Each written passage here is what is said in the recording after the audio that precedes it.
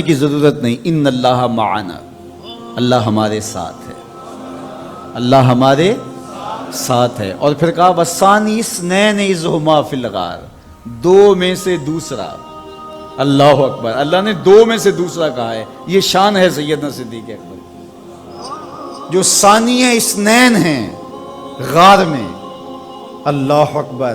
یار کہتے ہیں حضور کا سایہ نہیں تھا، لیکن جناب ابو بکر سائے کی طرح حضور کے ساتھ، قبر کے بھی ساتھی، بدر کے بھی ساتھی، سفر کے بھی ساتھی، حضر کے بھی ساتھی. تو حضرت صدیق اکبر رضی اللہ تعالیٰ عنہ کی صحابیت قطعی نص سے ثابت ہے. اور سیدنا صدیق اکبر رضی اللہ تعالیٰ عنہ حضور علیہ الصلوۃ والسلام کے خسر ہیں. حضرت سیدنا صدیق اکبر رضی اللہ تعالیٰ عنہ کا دایاں ہاتھ حضور نے اپنے ہاتھ میں پکڑا ہے اور بایاں حضرت عمر کا ہاتھ پکڑا ہے. اور حضور ایسے مسجد نبی سے باہر نکل رہے ہیں اور کوئی شخص داخل ہوا تو فرمایا قیامت کے دن ہم ایسے ہی اٹھائے جائیں گے. دائیں ہاتھ میں ابو بکر کا ہاتھ ہوگا، بائیں ہاتھ میں عمر کا ہاتھ. اللہ اکبر. یہ ہیں حضرت ابو بکر رضی اللہ تعالیٰ. جو بدبخت سیدنا صدیق اکبر رضی اللہ تعالیٰ عنہ کے ایمان پہ شک بھی کرے وہ مومن نہیں رہتا. یہ وقت بھی آنا تھا ہمارے اوپر کہ پاکستان کے دارالحکومت میں کھڑے ہو کر کے سیدنا صدیق اکبر رضی اللہ تعالیٰ عنہ کے بارے میں ایسے نازیبہ کلمات کہے جانے. استغفر اللہ، العیاذ باللہ. حضور علیہ الصلوۃ والسلام نے ارشاد فرمایا اذا رأیتم الذین یسبون اصحابی فقولوا لعنۃ اللہ علی شرکم. عبداللہ ابن عمر سے روایت ہے. حضور نے فرمایا اگر تم کچھ لوگوں کو دیکھو کہ میرے اصحاب کو گالی دیتے ہیں اور تم کہو تمہاری شر پہ اللہ کی لعنت ہو. یہ حضور نے حکم دیا کہ یہ اس کے جواب میں کہو. اور ایک حدیث کے لفظ ہیں حضور علیہ السلام نے ارشاد فرمایا من سب اصحابی فعلیہ لعنت اللہ والملائکۃ والناس اجمعین. جو میرے اصحاب کو گالی دے اس پر اللہ کی بھی لعنت، فرشتوں کی بھی لعنت اور تمام مخلوقات کی بھی لعنت. تو یہ ملعون جو حضرت سیدنا صدیق اکبر اور دیگر اصحاب کو بھونکتے ہیں اور ان کے بارے میں نازیبہ کلمات کہتے ہیں، ان کی شر سے اس ملک کو پاک کرنا چاہیے.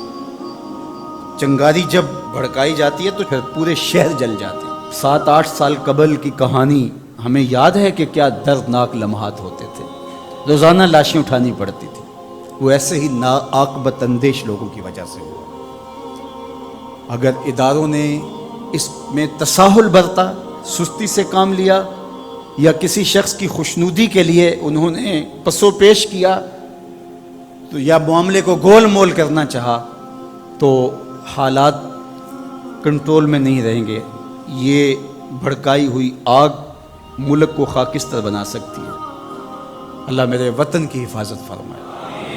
یہ ملک قربانیوں سے حاصل کیا گیا ہے اور اس کے امن کو بحال کرنے کے لیے ہمارے اداروں نے بہت محنت کی ہے، بہت لوگوں نے قربانیاں دی ہیں. تو ایسے ناہنجار لوگوں، ایسے بدبخت لوگوں کو فوراً قانون اپنی گرفت میں لے اور ایسے بد زبانوں کو لگام دینی چاہیے کہ جو اصحاب رسول کو بھونکتے ہیں اور اتنے سخت جملے کہتے ہیں. معاذ اللہ سیدنا صدیق اکبر کو کافر کہا جائے گا؟ جو صدیق میرے نبی کے دل کا چین ہے، جو اسلام کی بہار ہے. عبداللہ ابن مسعود فرماتے ہیں ہم بچے ہی ابو بکر کی وجہ سے تھے ورنہ ہلاک ہو جاتے. جس ابو بکر رضی اللہ تعالیٰ عنہ کو حضور نے مصلی پہ کھڑا کیا، جس ابو بکر رضی اللہ تعالیٰ عنہ پہ اتنا اعتماد تھا کہ ہجرت والی رات ان کا انتخاب کیا. حضرت سیدنا عمر رضی اللہ تعالیٰ عنہ نے حضرت ابو بکر رضی اللہ تعالیٰ عنہ کا ذکر کیا اور رو پڑے اور کہا کہ ابو بکر میری زندگی کی ساری نیکیاں لے لے اور غار والی ایک نیکی مجھے دے دے. اور پھر کہا کرتے تھے کہ کاش کہ میں ابو بکر کے سینے کا بال ہوتا. ابن جوزی نے لکھا ہے کہ ہمارے بزرگ اور اسلاف جو تھے وہ ابو بکر و عمر رضی اللہ تعالی عنہما کی محبت اپنی اولاد کو یوں سکھایا کرتے تھے جیسے قرآن کی آیتیں سکھائی جاتی. ان کی محبت اولادوں کے سینوں میں راسخ کیا کرتے تھے. معمولی سی میل بھی سیدنا صدیق اکبر کے بارے میں برباد کر دیتی ہے. اللہ کے نبی کا ہر صحابی با کمال ہے لیکن ابو بکر ہے. جے شک ہووی تے چل مدینے، جے شک ہووی تے چل مدینے آ ویخ لے جوڑ مزاراں دا بن یار نبی دیاں یاراں دا. تو ان سے ہماری محبت کا رشتہ استوار ہے. تو جس شخص نے بھی یہ جملہ کہا ہم اس کی مذمت کرتے ہیں. مذمت تو لفظ بہت چھوٹا ہے, اس کو قرار واقع سزا دیجئے. وہ بدترین انسان ہے روئے زمین پہ, اور اس سے کوئی رو رعایت نہ رکھی جائے تاکہ آئندہ ایسے راستے بند ہو. اداروں کو اس پر فی الفور نوٹس لینا چاہیے قبل اس سے کہ حالات ہاتھ سے باہر نکل جائیں اور بے قابو ہو جائیں. اللہ ہم سب کو اپنی رحمتوں کے حصار میں رکھے.